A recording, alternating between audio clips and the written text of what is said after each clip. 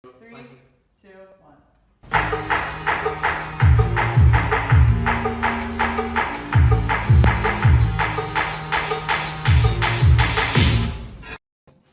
Oh, welcome everybody to the Build and Grow with Real Estate Show. My name is Judah Hoover, and this guy right over here is Josh Weidman. I'm a real estate investor as well as a realtor, and Josh is a real estate investor as well as a hard money lender. So we make money from real estate in our daily jobs. That's what else we do.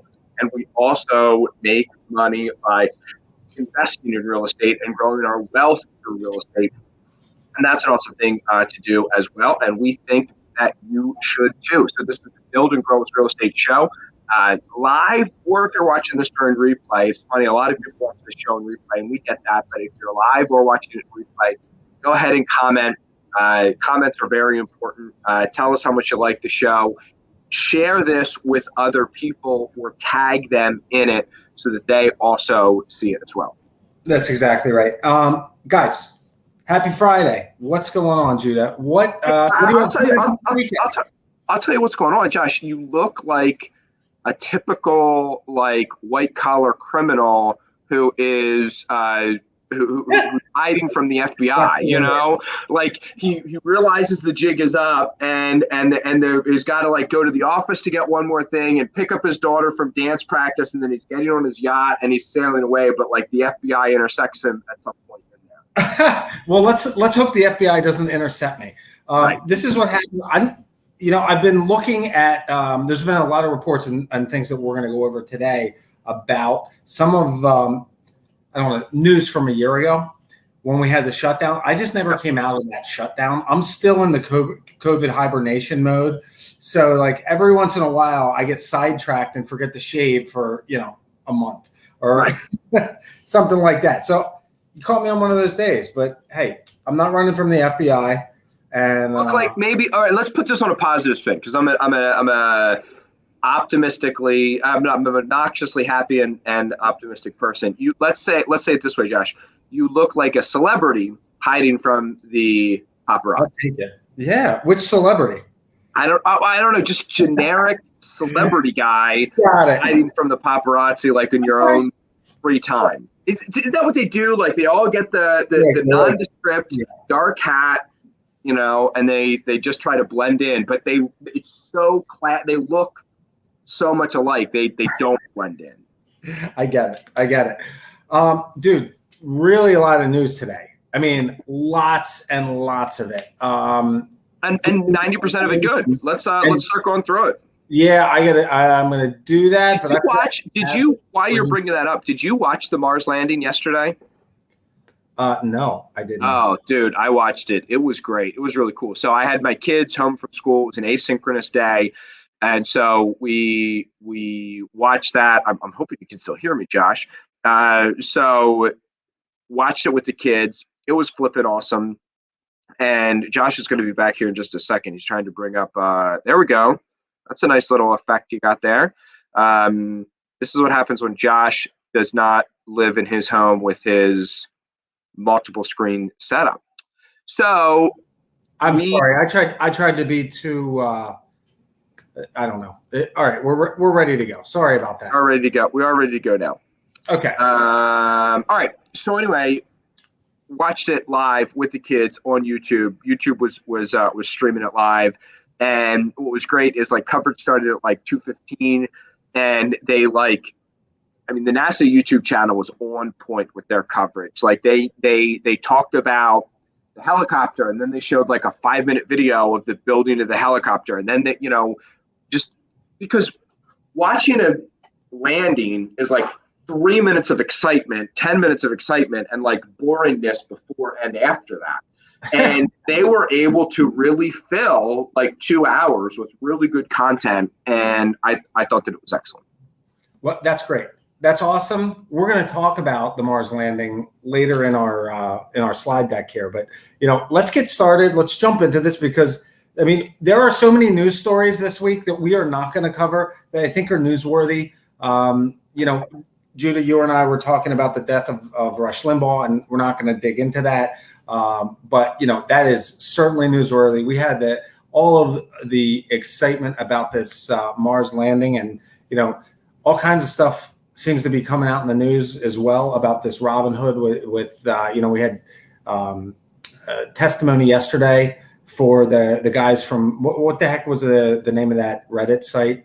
Roar Kitty Roar. No, the dude was Kitty Roar. Oh, right. But the site or the page on Reddit was like Wall Street something. I don't know.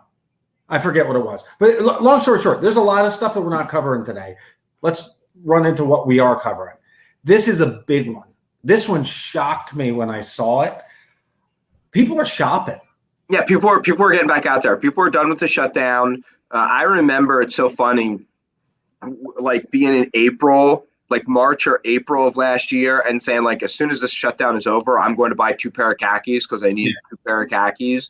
Well, I think that a lot of people put off a lot of purchases for a really long time, and now that they're going back out again, they're realizing that they've been wearing yoga pants and sweatpants for a year and they need to go shopping, or they just love the cathartic experience of being in a mall and walking through a mall and doing stuff like that. So, well, let's talk about what this news is. So, the Tanger Outlets, which is a national retailer, they came out this week with a report that said in Q4 of 2020, they had 90% of the traffic that they had pre-COVID, and that in the first month or month and a half of this year in 2021, traffic's been at 99%. To me, I think that there's two parts of this story. The first one is definitely I think the pent-up demand, but I think also with Christmas and the holiday season at the end of last year, you could expect an uptick in traffic. But I think it also showed people that, hey, it's safe enough to get out here, or at least broke the ice where they're not as concerned as they may have been in the past or, during the initial shutdown phases. Yeah, I think the other statistic, and I don't see it here on your slide, but one of the things that I heard is that retail sales are actually up 3%. And I think that's month over month, not year over year. So that's an easy mark to hit. But still, retail sales being up is a good thing. That was like for January. And what's also interesting about that is that probably has something to do with the second round of stimulus checks that everyone just got. Yeah, it probably did. You're right. All right. So we've got a negative number. Change your view here, because we go back to whatever we were at. Oh, I'm sorry. Gee whiz. I'll ad lib here when we talk about this. So builder confidence is up. Home builders confidence. So they service people who build homes, and they say, hey, how confident are you about the economy? So these are people who are in touch with the economy, in touch with real estate. They're business owners, so they're smart individuals. And that stat jumped like from 72 to 73 or 73 to 74, something like that. Like it moved up a point month over month, which is really good. But it's 10 points higher than it was this time last year. Well, both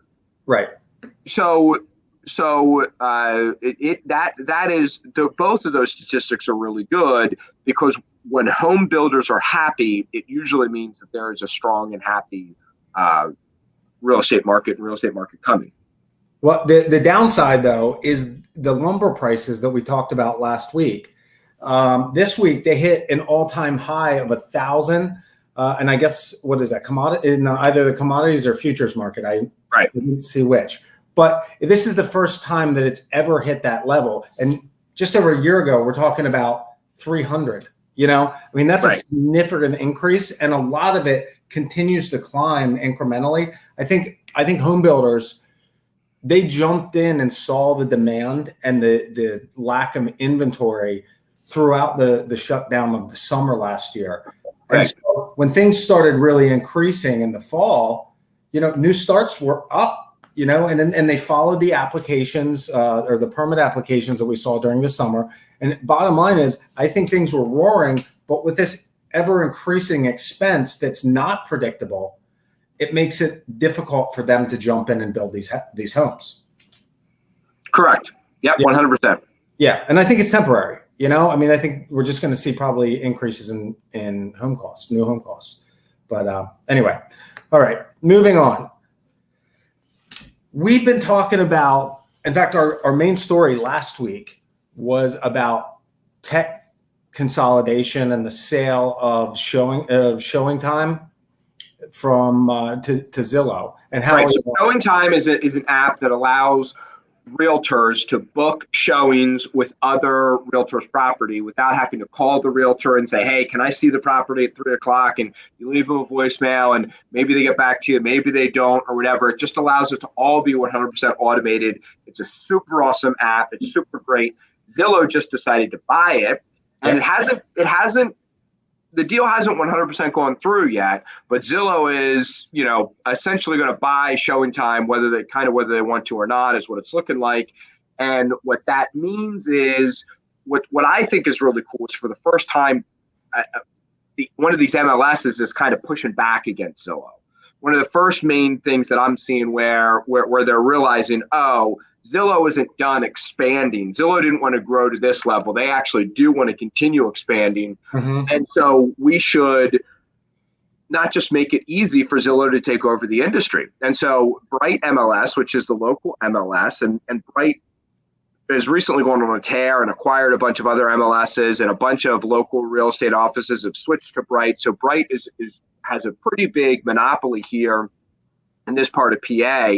And they notified their agents this week, one of them, Josh and I both saw this email, that they are looking at potentially using other options other than Showing Time.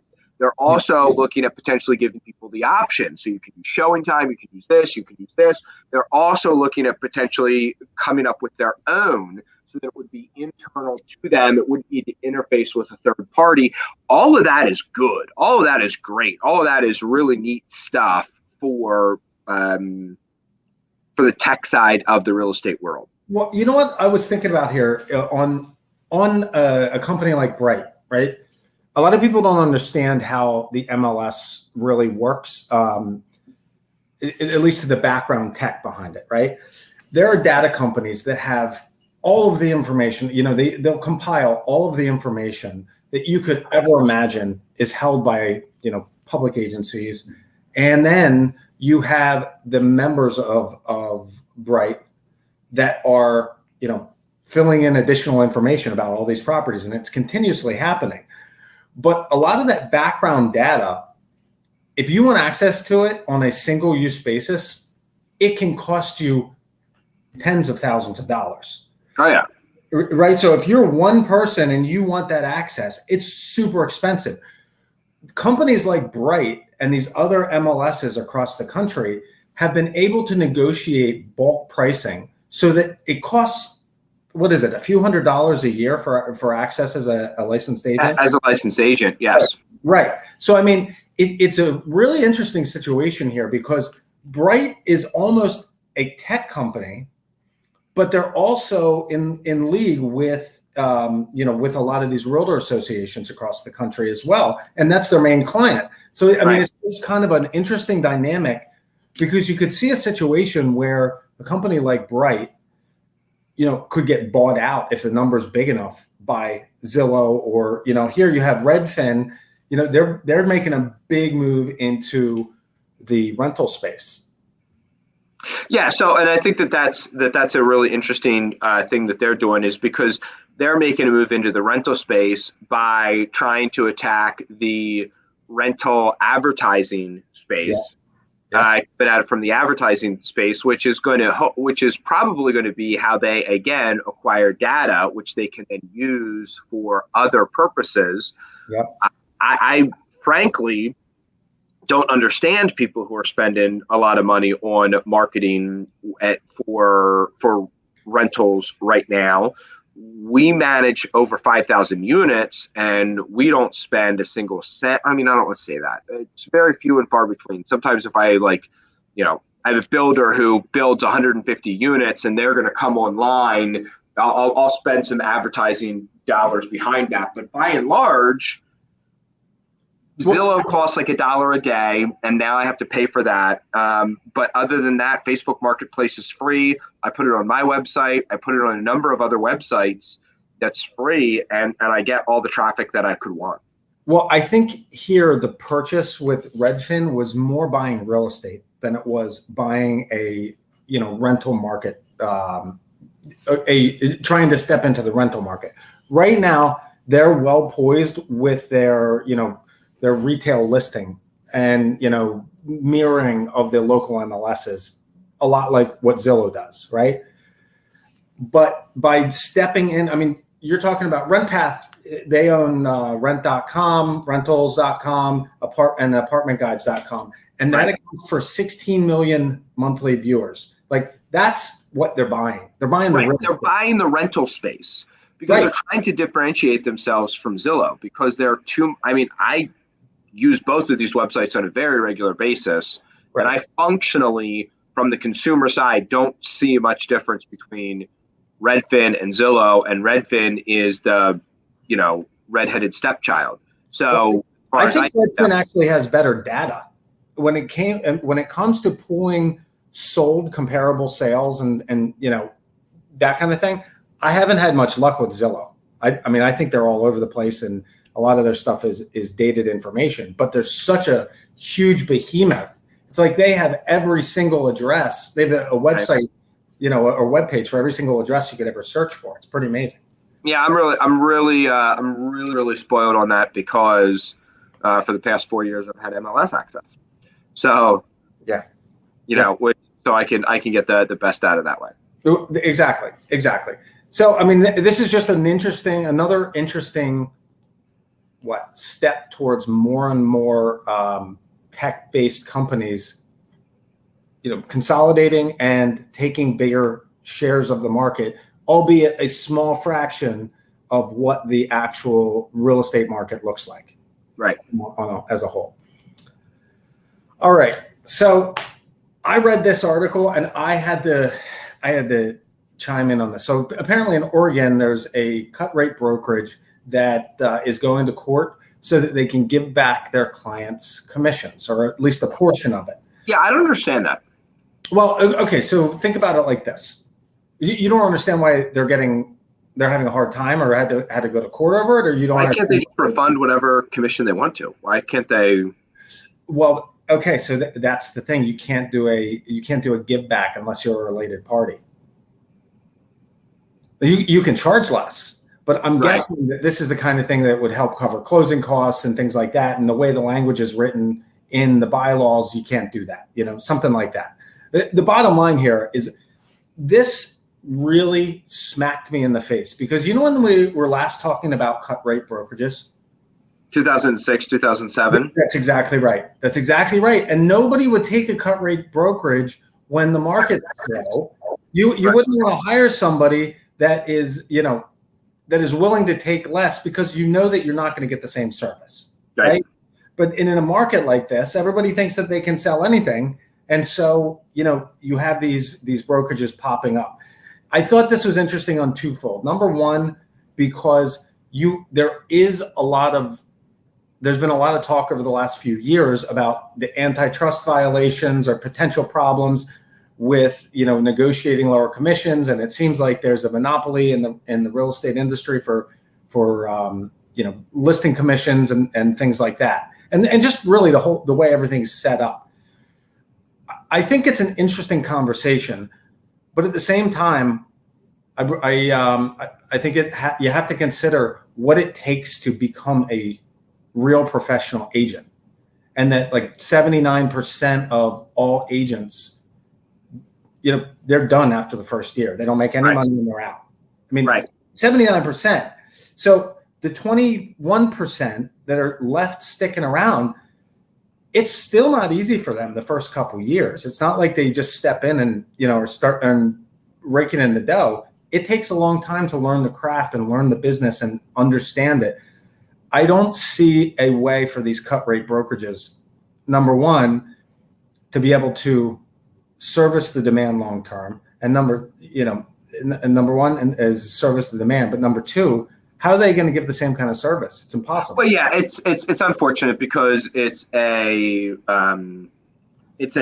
market share grab, and then what they do is they always raise fees later. They start charging more, and so we saw this. I won't name any brands, but there was a big brand in Lancaster County that went with this approach, and they rapidly grew. And what ended up happening was they eventually switched and did a whole different rebrand, and became a traditional brokerage.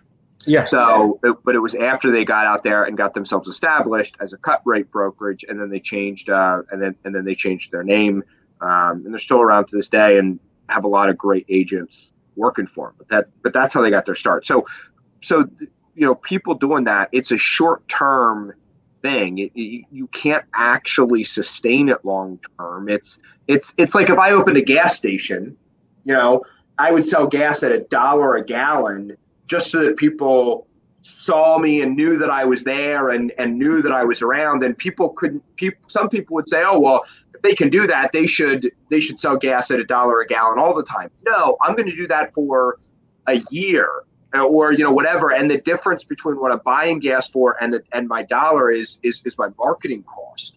And maybe I'm making that up other places by selling you Snickers and Twinkies and coffee and things like that. Brokerages have a whole lot of ways that they make money through mortgages and title and all the other things. And a lot of these cut rate brokerages, if they don't get the mortgage and the title and the listing and the buyer's side transaction, they lose money. They have to get all four of those pieces. Right. And if they're losing money on a transaction, they say, okay, well, at least we're picking up some market share. Sometimes. And the thing that people don't understand is, there's a reason why, there's a reason why big brokerages have fancy, beautiful, buildings, and they got great conference rooms, and they got coffee, and they got the brokerage over here, and they've got insurance over there, and they got this and that. They want to attract the most amount of volume, the best agents, the best clients to come in and work with them. But all that stuff costs money. There's, right. And it's unreasonable to think that, let's use a $200,000 listing, right? A $200,000 listing, you're talking about, what is that? $6,000 per side, right? That's not a tremendous amount. By the time the broker takes a cut, by the time, you pay all the fees and all that kind of stuff. Marketing. Right. All that stuff. Plus you hold back for what you need to pay to Uncle Sam for taxes, because realtors are all 1099. It's not. It's not a ton of money. It can be, but it's also there's no one. I've sold a bunch of different things over a long time. If you work a mattress store, there's people who come in and buy mattresses from you. I sold lawn care, and we had lists of people who had bought lawn care in the past who we called. You usually have calling material or leads. If you're a realtor, a lot of brokerages have a 3-step training program. Yeah. Here's your business cards. There's the phone. There's the door. Right. Those are that's the 3 steps that they give you, and it's up to you to sink or swim. I'm not saying that's right. I'm not saying that every brokerage does that. Certainly the good ones do more than that. I do more than that with the people that I have on my team. But it's a lot. It's a lot that an agent takes upon themselves to represent somebody else. Well, have you ever worked with a new agent? Yeah. It's so interesting because the first house that I ever purchased as an investment property in Willingboro, New Jersey, we used it was a cut rate agency, right? And it was she was a buyer's agent, so she was getting paid on the other side. It was her first transaction. I didn't know it at the time, right? So we go through the process, and her mentor is sitting there, and I'm looking back. I knew more than she did, and I didn't know anything. Right. And that's a really tricky place to be. And it is what it is. But It's a much different scenario than when you're dealing with an agent that has a ton of experience and asks the right questions and make sure the fees are right on the HUD and make sure everything's just right before settlement. And you just walk in with your keys. Like that's and also just knows how to respond to inspections and just knows what's customary to do when problems come up and challenges come up. And I mean, you get what you pay for. So it is what it is. All right. So I got okay. So on Tuesday, the Biden administration announced that they were going to continue. What am I trying to say? They were trying to continue the prevention of home foreclosures and allow for delayed payments. They extended the forbearance and the eviction moratorium until June 30th. And you have until that time to apply. So if you apply in June, your forbearance would continue through the rest of the year. So it's an interesting play. And, 6 months ago, I thought it was a bad idea. Now, as we see the numbers of delinquent or, homeowners and forbearance continue to drop, I think this might be the right play. Yeah, the bottom line is it doesn't matter what you or I think about it. What matters is that it's what the federal government has decided to do, and you as real estate investors, you as real estate agents need to know about it so that you can talk intelligently about it. That this is what's happening, and right now there are 2.7 million homeowners with government-backed mortgages that are enrolled in a forbearance program. 2.7 million homeowners are in forbearance right now. Okay. That's not that many. Because guess how many are in foreclosure? 0. Right. Or very, very few, right? Like 2.7 million is a really big number. I wish we had the number for the total, on average number of homeowners in some kind of foreclosure proceedings or, pre-foreclosure even. Right. I think that would be a lot more telling. I'll bet it's close to 2 million. That's a shot in the dark. But the bottom line here is that there's this stimulus package that is likely to be passed here any day, is the $1.9 trillion COVID-19 relief bill. That proposal would extend the national moratorium until September 30th. If things continue as they have with the numbers, we're going to see them continuing to fall, and at some point level out. And I think maybe both the Trump administration and now the Biden administration is kind of following a path of like, let's see if we can. I think what their hope is that as real estate values appreciate, there's going to be enough equity there that people will be able to sell houses, and the real estate market is still really strong. And the hope is that if people are in forbearance, they can say to them, look, sell your house, just get out from underneath this thing. Let's just move on, do something. If prices are stagnant or falling, we've got to give banks the opportunity to take back the asset so that they can do something with it, take the loss and move on. Yeah, exactly. So we'll see what happens there. All right. Just, a note here, mortgage rates are going up. They went up 2 basis points since last week to 2.98%, average 30-year fixed mortgage rate for a conforming 80-20 loan. Correct. Right. Mortgage applications also fell. That's not so great. What I thought was really interesting here is that they fell 5.1%. And if you look down at the bottom, the refinance applications are down 5%, purchase applications are down 6%. You would expect that 5.1% to be a little bit higher if those two were proportional. They're not. Right, they're not. And I did a little bit of homework. It's like 68% of all mortgages are refis right now, as opposed to all mortgages or all mortgage applications. Applications, sorry. Right, because somebody will apply at 2 different places but only get one. Typically, if you're buying, you're applying at one place. Got it. Okay. That's the difference. So these are actual applications. Good insight. I like that, Jude. All right. 15 years business, my friend. So you were talking about the rover and the launch and, and all that stuff a little bit earlier in the show. Listen, this is an exciting time to be alive right now. Yeah. I had a friend of mine reach out to me. They're like, hey, everyone's talking about this rover on, TikTok and YouTube and Facebook. Why is this such a big deal? We've already landed on Mars. And I don't think people realize that this is the first step from us just going to Mars and us just looking at Mars to us where one of the things that this rover is going to do is it's not just going to drill in and look, it's going to drill in and take core samples, bring those back to its rover, encapsulate them, and leave them on the surface of Mars to be picked up and returned to Earth later. Now, if you paid attention during that, and I pointed that out to my kids when we were watching this, I was like, guys, do you understand what they just said? And they're like, no, what does that mean? I said, you have to read between the lines. NASA just told you, we have no idea how we're going to pick them up, when we're going to pick them up, what technique we're going to use to bring them back to Earth. That's for a future problem.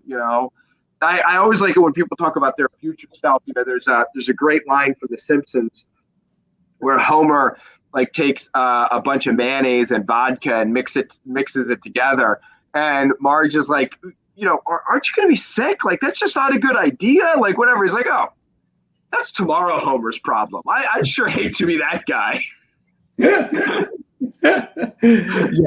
exactly. Well, I think we have an answer though. We got Elon Musk and SpaceX talking about sending, 1,000 people on the ship as soon as 2026. Yes. That is exciting. It's 2021, buddy. So there's going to be hundreds of people on Mars sooner than you think. Yeah. It is right around the corner. And, for a long time, from the 69 space, from the 69 moon landing up until the 80s or 90s, there was 30 or 40 years there where almost nothing happened. The past 5 to 10 years have been pretty exciting, and I think the next 5 to 10 years are going to be really, really exciting as well. Well, and this is an opportunity. If you are somebody that is open to risk, this is a potential for you to set your kids and their kids and their kids and their kids up forever. This could be the next big real estate market, man.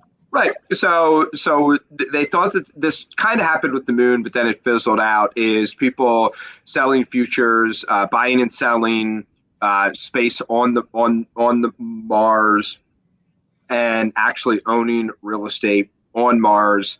And the only challenge with it is there needs to be some governing authority that claims it. This is also why. Here's the thing. So let's say this right here, I'm so glad we're talking about this, because this right here is exactly why I'm a proponent, as in I'm in favor of property taxes. I think property taxes are a good thing.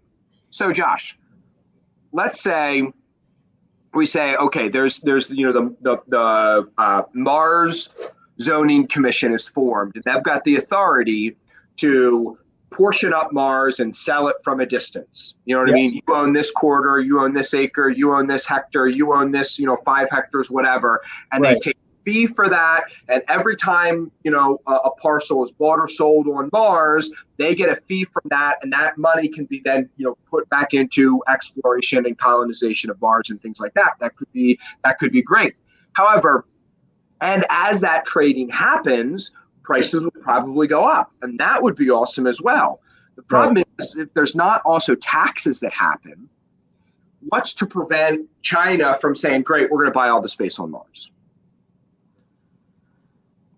I see or some agency. So property taxes, hold on, let me just say this. Property taxes prevent land barons from happening to a greater degree, and they make you use land for a productive societal good. Okay, so this is why I disagree with you, because my vision has zero tech involved and a lot more grit and hustle. Right now, you can't even breathe the air on Mars, right? You'll die. Right. It's too cold. It's freezing. It's like the Arctic. If you're willing to go and live there and put those flags in the soil, I mean, we'll put a beacon on it, and then it's yours forever. You can do whatever you want with it. You could be a land baron. You can do whatever. We've got an empty planet that needs inhabitants. What I'm saying is, if you are not risk averse and are willing to, take a huge roll of the dice, you, just like people coming to America when, unfortunately, America was inhabited by other peoples, but like Mars, as far as we know, it's rocks and soil. Like if you go up there and start your, bubble enclosed farm, you ought to get a lot. That's all I'm saying. That's it. It's certainly very exciting. Well, listen, ladies and gentlemen, that's our time for today. We are going to be back on Monday with more content, Thursday with another great guest, and Friday with more content and the news that is important for you to continue to grow and develop your business. So we appreciate you, ladies and gentlemen. Thanks for being here, and have yourselves a great day. Awesome. Take care, guys.